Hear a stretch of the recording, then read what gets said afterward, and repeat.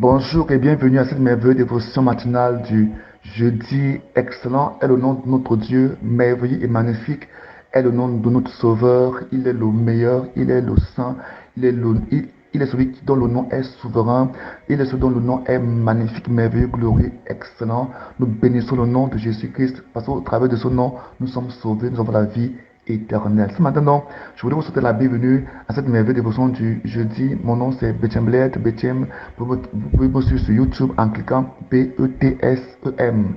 Blaide. Mon contact appel WhatsApp sur le plus 237 695 66 15 25.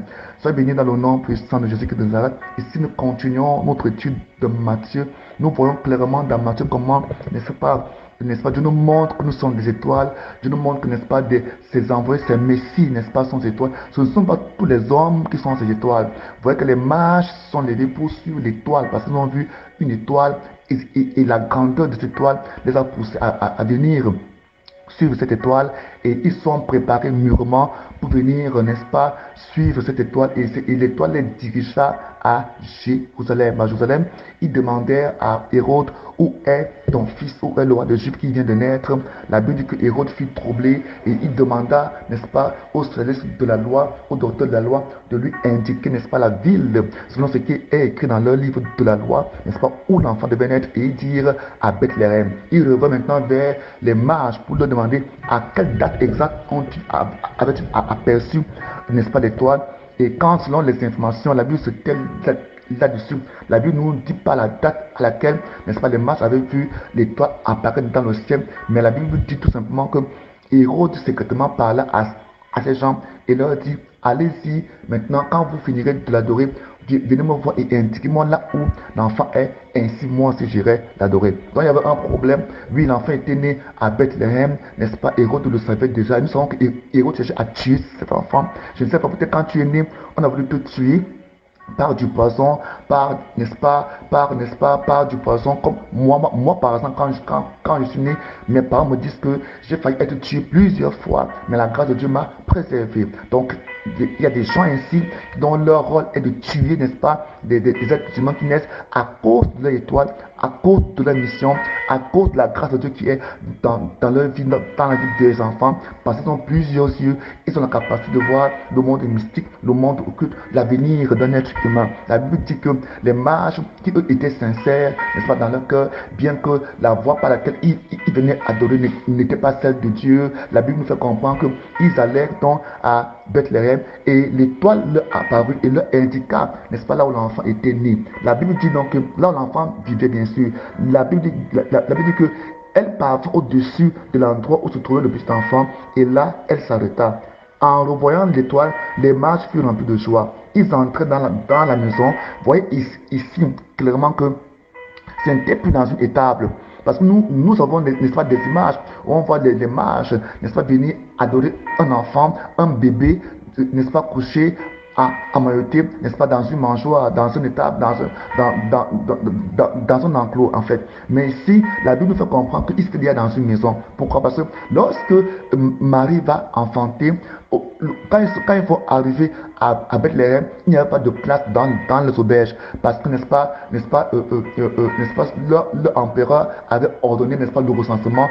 Et pour se faire recenser, chacun devait, n'est-ce pas, rentrer dans sa ville d'origine. Et c'est ainsi qu'ils sont partis. Et ils trouvaient qu'il y avait, n'est-ce pas, surcharge dans toutes les auberges. Et ils partaient donc se coucher dans un endroit, n'est-ce pas, là où il y avait les bêtes, là-bas, qu'elle enfanta. Donc quand les mages vont arriver, ils avaient déjà une maison.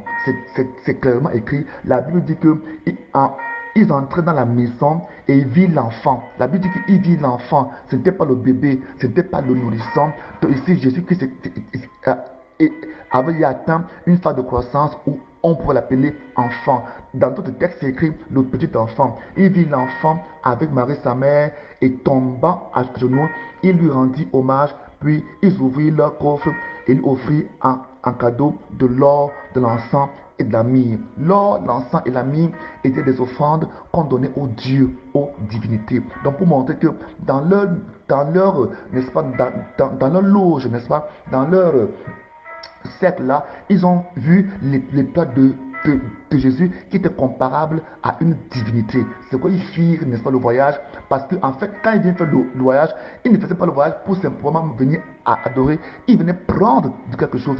Il venait recevoir quelque chose. Il venait prendre quelque chose. Voilà qu'Israël qui reçoit la grâce, ce sont des étrangers, des païens qui viennent prendre quelque chose, qui viennent prendre la grâce. Cela a été prémonitoire pour montrer qu'en fait Jésus était venu d'abord pour le monde entier, pour le salut des païens, pas pour d'abord pour Israël, mais il devait s'ouvrir, n'est-ce pas, dans le monde païen pour que ceux qui ne le connaissent pas le connaissent et l'adorent en esprit et en vérité. Donc les mages ici vont nous adorer et offrir de l'or, l'encens et de la myrrhe. La Bible ne nous dit pas que c'était 3 mages, mais ce qui amène certaines personnes à dire 3 mages, c'est parce qu'on voit ici 3 cadeaux qu'ils apportaient. Mais ils pouvaient être 10, ils pouvaient être 20, ils pouvaient être 7, ils pouvaient être, n'est-ce pas, 8. Mais les offrandes qu'ils vont donner, c'était des offrandes de Dieu. C'était des offrandes qu'on donnait aux dieux. Par exemple, l'encens était, n'est-ce pas, quelque chose qu'on devait, n'est-ce pas, qui était dans l'autel des divinités. C'était des choses qu'on allumait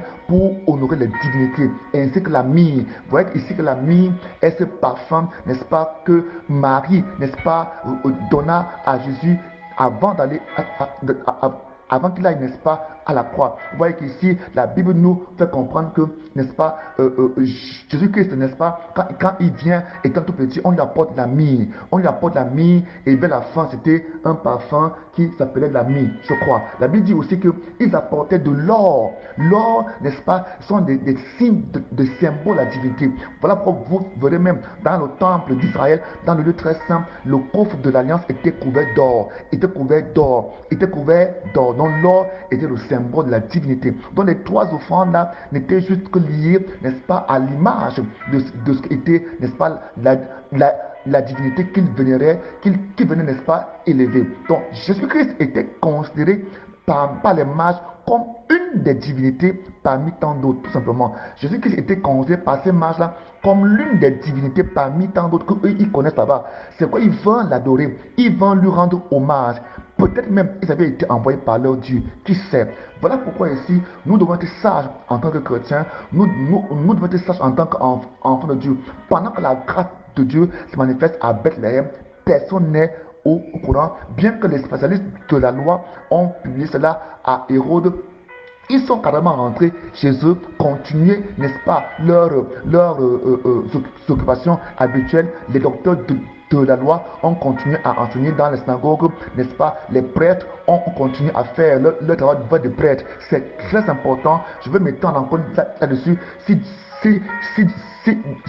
Dieu le veut, à la prochaine session, pour faire comprendre que les prêtres, n'est-ce pas, étaient, n'est-ce pas, au service du temple, et les docteurs de la loi étaient au service, n'est-ce pas, des synagogues, et les mages étaient, n'est-ce pas, au service dans leur loge. Et le peuple était là, mais personne n'est allé vers le Seigneur pour l'adorer. Personne n'est allé vers le Seigneur, vers l'enfant Jésus pour, n'est-ce pas, l'adorer, pour, n'est-ce pas, l'élever, pour le bénir. Non, ils ont fait comme si rien de bon n'était arrivé en Israël. Il n'y avait que Hérode qui cherchait à tuer l'enfant et les mages qui venaient pour rendre hommage, pour l'adorer. Amen. Donc ce matin, je dois faire comprendre qu'en tant que peuple de Dieu, nous avons des choses précieuses. Aujourd'hui, nous avons ce qui est précieux, c'est quoi? C'est la connaissance du Seigneur Jésus. La connaissance de Dieu, la connaissance du Seigneur Jésus-Christ. Alors nous devons nous attacher à cette connaissance-là, parce que c'est lui, Jésus. Il est venu pour se révéler à nous. Il est venu pour nous présenter Dieu, pour nous présenter le Père. Voilà pourquoi ce matin, nous devons prendre cette connaissance comme étant quelque chose de très très sérieux, quelque chose de très bénissant pour nous. Nous ne devons pas nous comporter comme les Juifs qui, eux, s'en foutaient, ou bien comme Hérode qui cherchait à détruire l'enfant, à tuer l'enfant, ou bien comme les mages qui vont adorer, n'est-ce pas, l'étoile, l'enfant de leur façon. Nous devons nous comporter, n'est-ce pas, comme de véritables chrétiens qui reçoivent la grâce, qui apprennent de cette grâce et qui grandissent dans cette grâce-là. Que Dieu vous bénisse dans ce matin de m'avoir suivi. Que le Seigneur vous bénisse ce matin de m'avoir suivi avec beaucoup d'attention. La Bible fait comprendre que lorsque les mages finissent de rendre hommage au petit enfant, la Bible dit qu'ils partirent. Et quand ils partirent, ils avaient en tête d'aller voir Hérode pour lui indiquer là où était né l'enfant. C'est que beaucoup d'étoiles sont mortes, ont été détruites parce que les masques indiquaient, n'est-ce pas, où était né l'enfant. La Bible dit que divinement a averti en songe de ne pas partir chez Hérode, c'est ainsi que l'enfant fut préservé.